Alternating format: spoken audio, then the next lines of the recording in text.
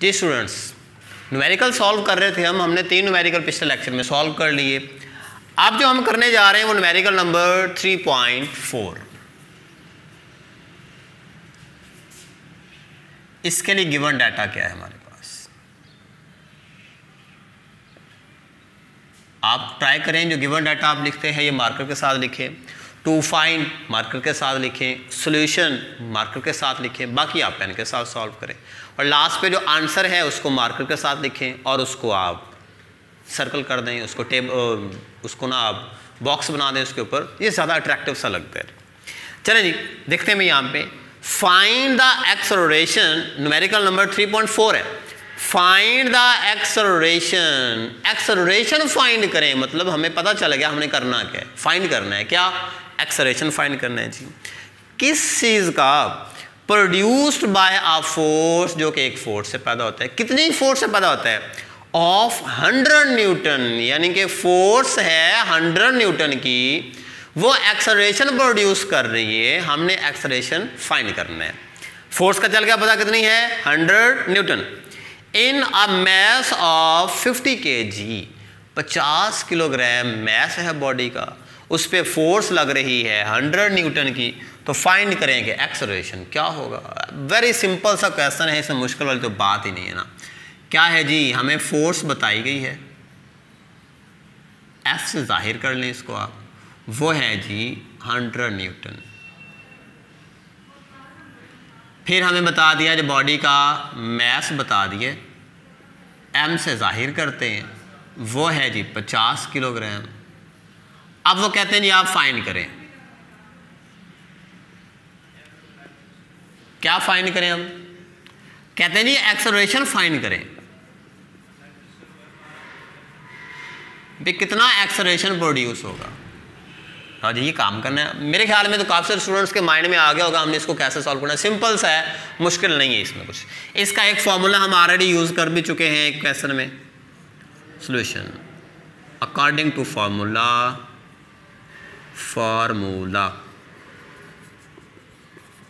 According to formula, कौन सा formula हमने पढ़ा, एफ एम और ए का फॉर्मूला हमने पढ़ा है न्यूटन के सेकंड लॉ ऑफ मोशन में, हमने पढ़ा जी F is equal to M A. Find क्या करना है यहाँ पे, हमने एक्सेलरेशन, एम यहाँ पे एक्स्ट्रा है, मल्टीप्लाई हो रहा है, यहाँ पर आकर क्या हो जाएगा, डिवाइड हो जाएगा। तो इसको हम यूँ भी लिख सकते हैं, या फिर क्या हो जाएगा, ये एम यहाँ पे मल्टीप्लाई हो रहा है, यहाँ पे आकर डिवाइड, तो F divided by M equal किसके बचेगा, एक्सेलरेशन के इक्वल बचेगा। तो यहाँ से हम एक्सेलरेशन फाइंड कर लेंगे। Very very very simple numerical है ये। फोर्स कितनी है जी, इसमें वैल्यूज पुट कर देते हैं हम, यहाँ पे लिखते हैं पुटिंग वैल्यूज इन फार्मूला में वैल्यूज पुट करने से क्या आ जाएगा हमारे पास, एफ की वैल्यू हमारे पास है जी 100 न्यूटन डिवाइडेड बाय मैस कितना है हमारे पास 50 किलोग्राम्स, इक्वल किसके है, एक्सेलरेशन के। 0 के साथ 0 cancel, 5 1s and 5 2s are 10, तो 2 आ जाएगा हमारे पास। न्यूटन किसके इक्वल होता है, अच्छे बच्चे बताएंगे मुझे, किलोग्राम मीटर पर सेकंड स्क्वायर के। नीचे हमारे पास किलोग्राम बच गया है, is equal to acceleration, kilogram के साथ किलोग्राम कैंसिल, तो ये क्या बचेगा, एक्सेलरेशन इक्वल आएगा 2 यूनिट, क्या बचेगा साथ में, मीटर पर सेकंड स्क्वायर। लो जी, इस तरह से आप इसका एक्सेलरेशन फाइंड कर लेंगे। मुश्किल है कोई इसमें भला, बिल्कुल भी मुश्किल नहीं है, बड़े आसान सा न्यूमेरिकल्स करवा रहा हूँ मैं आप लोगों को। हाँ आगे और न्यूमेरिकल पे लगेगा ना पता क्या करते हैं आप लोग जी। 3.5 न्यूमेरिकल है, वो कहते हैं a body has weight of 20 Newton, body का वेट है 20 न्यूटन। ज़रा इसको गौर से समझिएगा, पता चल जाएगा आपको। गिवन डाटा किसका जी, 3.5 का।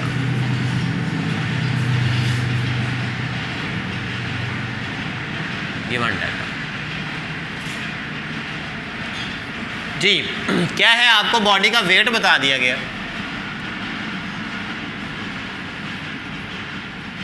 Wait W is equal to कितना है जी, यहाँ पे लिखा है हमारे पास 20 न्यूटन, ये इसका वेट है बॉडी का। वो कहते हैं how much force is required, कितनी फोर्स चाहिए होगी। फाइंड क्या करना है हमने, फोर्स फाइंड करनी है। To move it vertically upward, इसको ऊपर की जानिब ले जाने के लिए with an acceleration of 2 metre per second square, 2 metre per second square के एक्सेलरेशन के साथ। तो सेकेंड हमें बता दिया इसका acceleration,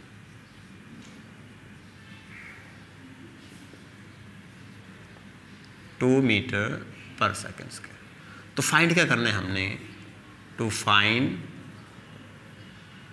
force to move it vertically upward, ये हमने फाइंड करनी है। ठीक है। अच्छा स्टूडेंट्स, यहां से एक बात याद रखें, मैंने एक न्यूमेरिकल में आपको समझाया है। माना कि इसका वजन है जी 50 न्यूटन। अगर मैं इस पे 50 न्यूटन फोर्स नीचे से लगाता हूं तो क्या ये हरकत करेगा? सोचे जरा, इसका वजन कितना है 50 न्यूटन।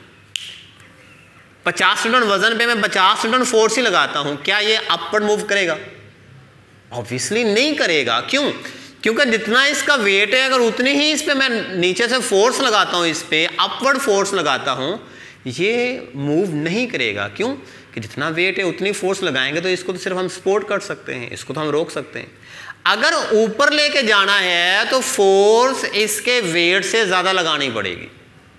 क्या करना पड़ेगा? फोर्स ज्यादा लगाना पड़ेगी। यहां पे आप देखें इसका वेट है 20 न्यूटन। अगर हम इस पे सिर्फ 20 न्यूटन फोर्स लगाएंगे तो इसको तो हम हरकत ही नहीं दे सकते।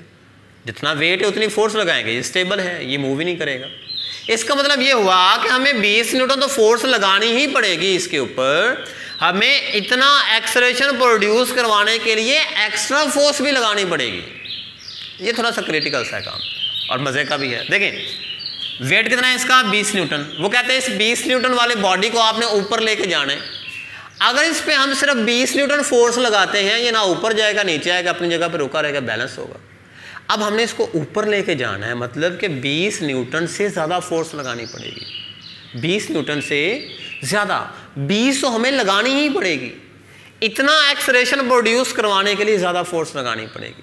तो अगर हम ये कर लें कि हमें एक फोर्स तो लगानी ही पड़ेगी, एक फोर्स जो कि 20 न्यूटन है, ये तो हमें लगानी ही पड़ेगी। इसको आप F1 का नाम दे लें।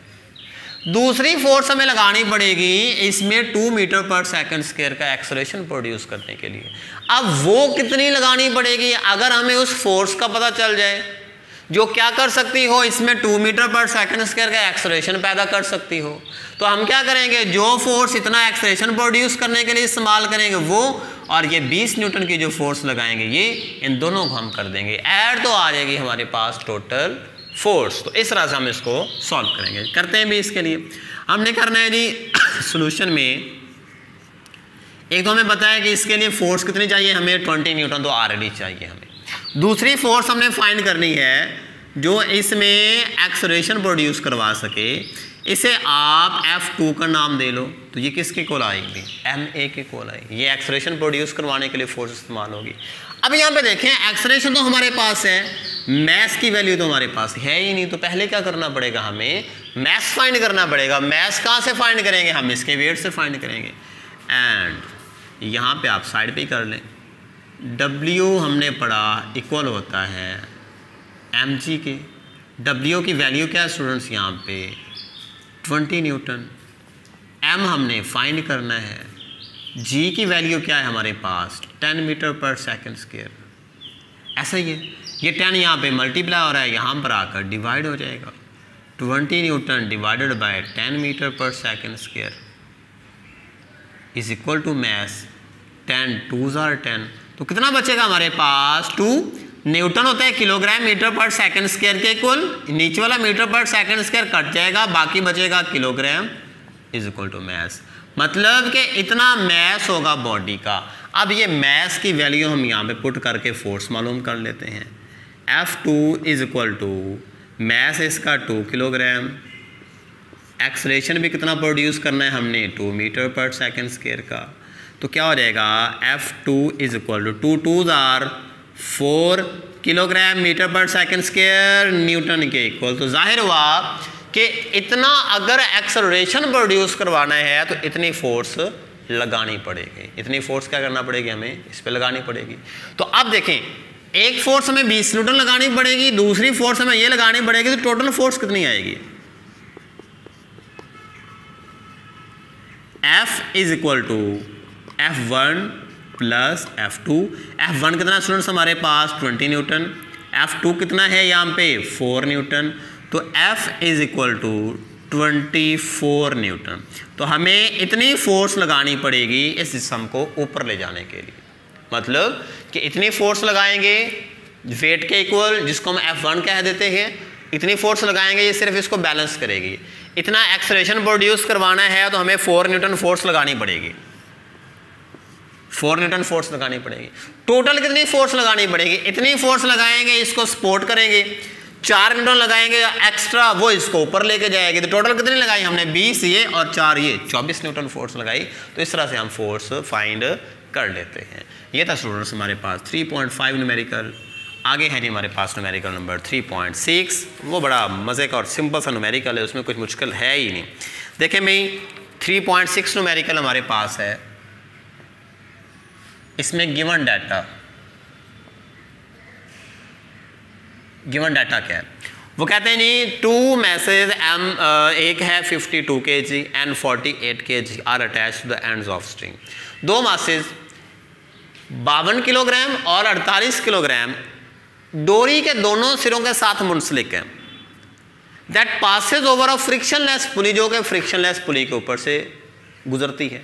अच्छा भी बनानी पड़ेगी यहाँ पे फ्रिक्शनलेस पुली। देखते हैं यहाँ पे ये है स्टूडेंट्स एक सपोर्ट हम लगा लें, इसके साथ यहाँ पे एक पुली लगी है।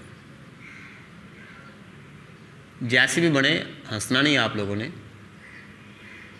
ड्राइंग में मैं मैथ से भी ज़्यादा कमज़ोर हूँ। चलें जी, इसको हम थोड़ी सी डिज़ाइनिंग कर लेते हैं कि आपको लगे कि वाकई ये पुली है। लो जी, पुली बना दी। इसके ऊपर से एक डोरी गुजर रही है जिसका एक सिरा यहाँ पे है, इसके साथ एक जिस्म लगा है जिसका मैस है 52 kg। इसको आप M1 से जाहिर कर लो। दूसरे सिरे पर भी एक मैस है जिसको आप M2 कह लेते हैं, ये है 48 kg। लो जी, ये हमारे पास डाटा। 2 मैसेज हैं, एक M1 है, दूसरा M2 है। पीछे अगर आपने वर्टिकली मूव करते हुए बॉडीज़ देखी हैं तो उसमें आपने टॉपिक में समझा भी होगा। ये अगर नहीं समझा तो मेरे चैनल पे जाके आप इसको चेक कर सकते हैं, वहाँ पे आपको इसके लेक्चर मिल जाएंगे। अच्छा भी देखते हैं यहाँ पे हमें गिवन मैस M1 है, वो है 52 kg। मैस M2 है, वो है 48 kg। अब फाइंड क्या करना है? क्वेश्चन ये है कि इन दोनों में प्रोड्यूस होने वाला एक्सेलरेशन फाइंड करें और साथ में आप क्या करें जी, इस डोरी में टेंशन फाइंड करें। ठीक है, तो हम करते हैं यहाँ पे हमने एक्सेलरेशन फाइंड करना है एक चीज़, और दूसरी हमने फाइंड करनी है tension in the string find करनी है। सॉल्व करते हैं भी।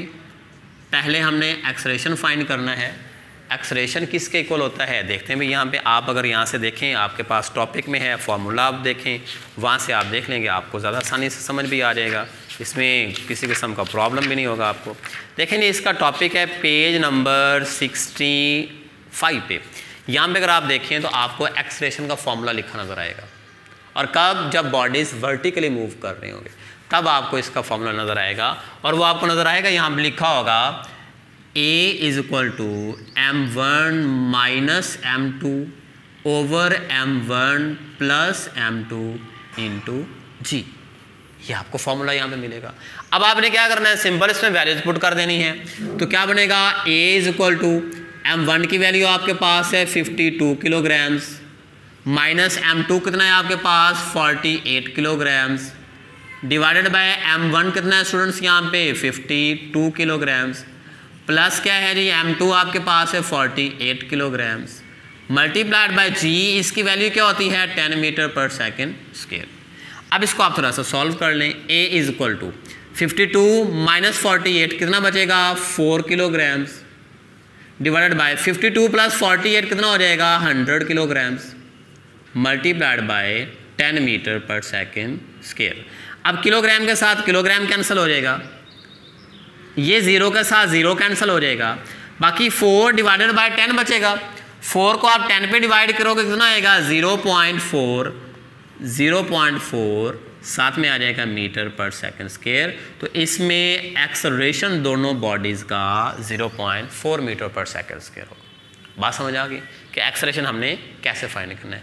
सेकंड जो चीज़ है हमने फाइंड करनी है वो क्या करना है, हमने टेंशन फाइंड करना है। जगह कम है इसलिए मैं थोड़ा सा शॉर्ट लिख रहा हूँ यहाँ पे। टेंशन का स्टूडेंट्स अगर आप फॉर्मूला देखें यहाँ पे तो आपको वो इसके नीचे लिखा हुआ नजर आएगा। वो आपने पढ़ा है 2m1 m2 over m1 plus m2 multiplied by g। यहाँ से आप इसको फाइंड कर लेंगे। चेक करते हैं भी इसको। t इज इक्वल टू 2 वैसे ही आ जाएगा। m1 कितना है यहाँ पे स्टूडेंट्स 52 kg। m2 कितना है यहाँ पे 48 kg divided by m1 plus m2। m1 है हमारे पास 52 kg plus m2 48 kg multiply किसके साथ हो रहा है g के साथ, वो है 10 मीटर पर सेकेंड स्क्वायर। ठीक है, यहाँ तक बात समझ आ गई। अब इसको आप थोड़ा सॉल्व कर लें। इज इक्वल टू इन दोनों को आप आपस में मल्टीप्लाई करें और उसको इसके साथ मल्टीप्लाई करें। देखिए आंसर क्या आता है जी। करें शाबाश सॉल्व इसको। कैलकुलेटर आपके पास होगा आप उस पर कर लें, मेरे पास भी है, मैं यहाँ पे सॉल्व कर लेता हूँ इसको जी। स्टूडेंट्स क्या करना है हमने 52 मल्टीप्लाइड बाय 48 मल्टीप्लाइड बाय 2, तो ये आता है हमारे पास 4992। इनको मल्टीप्लाई करें ये आएगा आपके पास। किलोग्राम के साथ मल्टीप्लाई होगा तो किलोग्राम का स्क्वायर आ जाएगा। 52 प्लस 48 कितना हो जाएगा 100 किलोग्राम। मल्टीप्लाई किसके साथ हो रहा है भाई यहाँ पे 10 मीटर पर सेकेंड स्क्वायर के। तो देखें भाई यहाँ पे t इज इक्वल टू ये 0 के साथ 0 कैंसिल। अब 4992 को आपने डिवाइड करना है 10 पे। इसको आप कैलकुलेटर पे कर लें, ज़बानी कर लें, सिंपल है। यहाँ पे एक 0 है, यहाँ से एक 0 एक दर्जा छोड़ के आप इशारे लगा दें। 1 किलोग्राम के साथ किलोग्राम कैंसिल हो जाएगा तो यह आएगा 499.2 किलोग्राम मीटर पर सेकंड स्क्वायर। ये किलोग्राम मीटर पर सेकंड स्क्वायर किसके इक्वल होगा न्यूटन के। लो जी ये आपके पास टेंशन आएगा। अब बुक पे इसको किया कुछ इस तरह से किया गया है, वो कहते हैं ये तकरीबन इक्वल है किस चीज़ के 500 के 500 न्यूटन। लो जी इस तरह से आप स्टूडेंट्स इसको सॉल्व कर लेंगे। तो ये हमारे 3 न्यूमेरिकल्स कौन सा 3.4, 5 एंड 6। इसको आप जल्दी से नोट कर लें फिर इसके बाद बाकी स्टार्ट करते हैं।